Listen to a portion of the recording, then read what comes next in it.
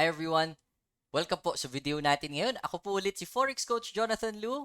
And kung hindi pa po kayo nakaka-like and subscribe no, sa ating video at channel, please do so that we can make more of these. No? So ang pag-usapan po natin sa video na to ay very interesting. No? How do we make money during a recession? No? Kasi di ba maisip mo parang recession.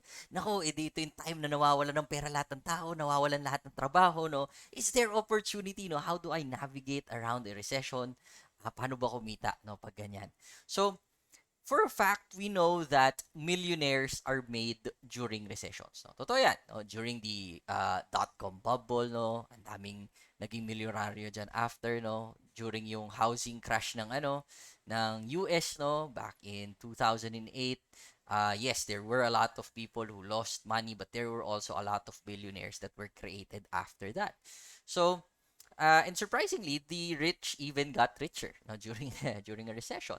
So, dapat ang isipin natin that when a recession comes in, it's during these hard times that you actually get the most opportunity rather than the good times. Ito po yung time na talagang meron tayong opportunity na pwedeng kumita. Rather than maganda yung market, lahat paakyat, no? This is where we can get the most during a recession, no? So, kung isipin nyo kung negosyante kayo, di ba? Let's say, gusto mo magbukas ng business mo during a recession. Di ba? Maisip po, that's crazy. Why would I open a business habang lahat ng tao walang pera, no? Wala masyadong panggastos, no? Exactly, that's the point. Kasi wala ka ding kalaban. You're already setting yourself early. Okay? Kasi kapag maganda na yung market, lahat nandyan na yung mga kalaban mo, no?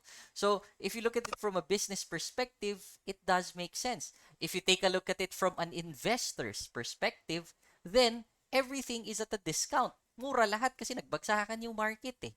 Okay? So you get everything at a cheaper price. No? If you're looking at it from a trader's perspective, then you do have a lot of volatility in the market. Kapag recession, magalaw ang market ha. And with that volatility, you can make money.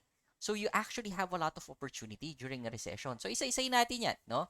During a recession, yung mga market crashes na to, it makes things cheaper, no? So nagmumura po yung mga pwede nating investan. So for example, you have real estate, no? Yung mga bahay, lupa, condo, or whatever you're buying, most of them actually go down, no? Bumababa yan during a market crash, no? Or during a recession. For example, di ba, napapansin nyo, upon making this video, no, nagsimula yan doon sa Evergrande nung China. Di ba? Kita nyo, nagkakaroon sila ng housing bubble na pumuputok. Di ba? Tapos medyo kumakalat na, no, throughout the world. Tapos with the high inflation that we experience, no, nagmamahalan yung rent and everything. So everybody's opting for a cheaper place to live in. So with that, ang mangyari dyan, bababa at bababa yung presyo, no, ng ating housing. So real estate will go down. And same thing, no, if you take a look at crypto, it's a risk asset. So syempre, during a recession, walang gustong maglagay ng pera dyan. Money will flow out of that. So everything will be cheaper with crypto, no? Looking at Bitcoin, Ethereum, no, yung mga majors, bababa at bababa yan. You get them at a discount. Okay? And especially, no, one of my favorite things are stock indices, no? Bababa at bababa yung mga stock index natin. For example, yung PSEI, babagsak talaga yan. S&P 500, no? Dow 30, all of them will go down and you can get them at a cheaper price. So maisip natin, okay, that's pretty standard advice, di ba? Na lahat will be at a cheaper price, no? So tandaan natin, this is good for people who already have money to invest in or meron kang steady inflow ng cash na pwede mong ipang-invest. Otherwise, no, for people who are watching this na sinasabing, Coach, wala naman akong ganong pang-invest, wala akong steady inflow ng capital na pwede kong ipang-invest agad, no? Anong gagawin ko? So kung ganon, hindi kaya yan. You take a look at the next step, no? Which is, number 2, para sa akin, traders po are very different from investors. Ibahin nyo yun ha. Traders are different from investors. Ang mga investors, these are people who buy assets and hold it long term, no? So you're in it for the long haul. Pero yung mga traders po, we profit from the volatility of the market. Kumikita tayo sa paggalaw ng market, sa pag-akyat, sa pagbaba niya. Okay? So, traders are not normally in for the long haul, no? We just get that movement and we make money off of that. So, during a recession, we like to go short on risk assets. Ano ibig sabihin ng short? Ibig sabihin nun, you are selling that asset. You are betting against that asset, no? You're thinking that that asset will go down, no? And if it did go down, habang naka-short ka, kikita ka doon. Okay? So, for example, since there has been signs of a recession, no, or the market has been going into a recession, matagal ko nang sinushort yung S&P 500, no? Pababa ng pababa yan. So I got a lot of opportunities to short that. UK 100, no?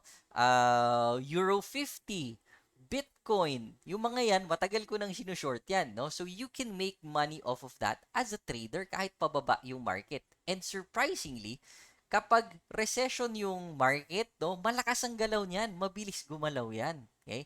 So there's a lot of movement for you to get there. Okay? And with that money na kinita mo from shorting that, yun yung gagamitin mo ngayong pera pang-invest later kapag paakyat na yung market. Okay? So you make money now going short, no? And with that money, later you can put it in the investments that you like, no? So you go back to number one, which, market crashes make things cheaper. Okay?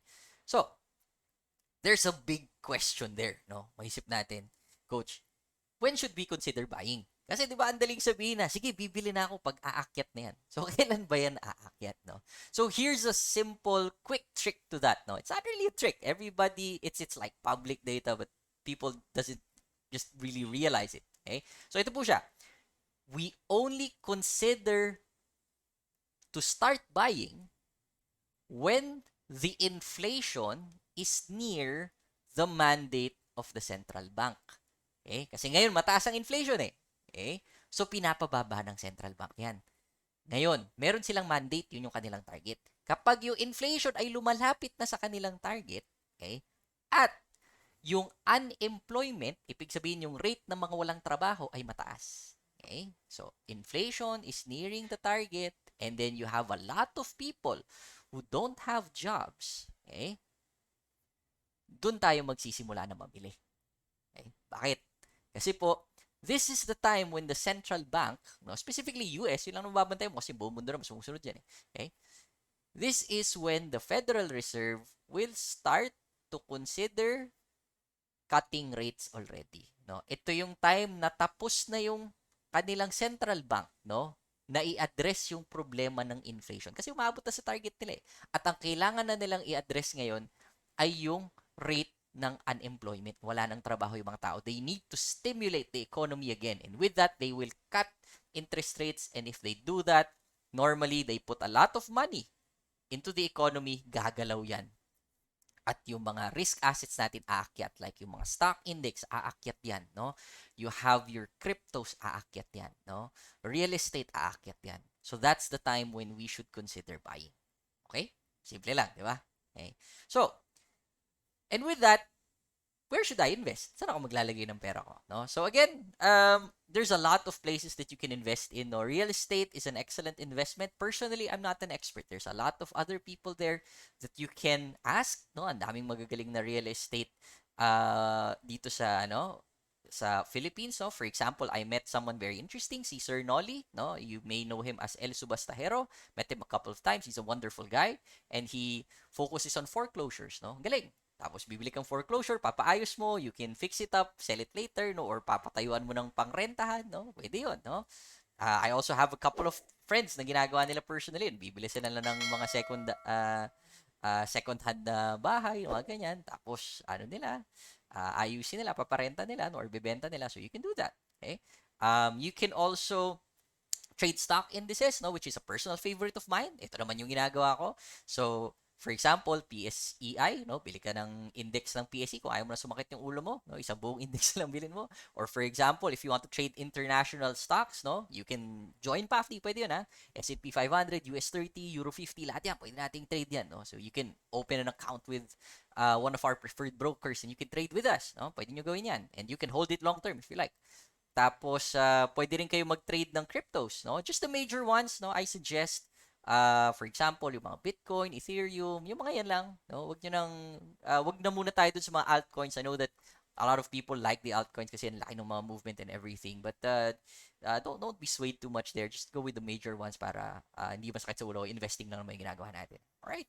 So, yun po, no? Those are the ways on how you can make money during a recession. And honestly, this is the time where you get the most opportunity in the market. So don't ever forget that. No? Kapag paakyat na yung market, everything's going well already, surprisingly, hindi na ganun kalaki yung opportunity for everyone. All right? So, if you want to learn about yung mga trading and everything, stock index, etc., you can always join PAFTI, no? Laging open naman yung group natin to everyone, okay? All you need to do is to open a live account with one of our preferred brokers, and once it's funded, you can join our Discord group, okay? So, all right. And if you guys have any questions, you can always take a look at our website, pafti.ph. Andyan naman po yung lahat ng courses natin. Libre naman yun. And then you can send your inquiries there, if you have any. All right. So anyway, thank you everyone. Please like our video and subscribe to our channel para lalo pa po tayo makagawa. And, let me know your comments, no? Saan kaya pwedeng mag-invest during a recession? What do you think would be a good investment, no? Once we're done with this recession at paakyat na ulit lahat. Alright, so anyway, thank you everyone, and I'll see you guys on the next video. Bye-bye.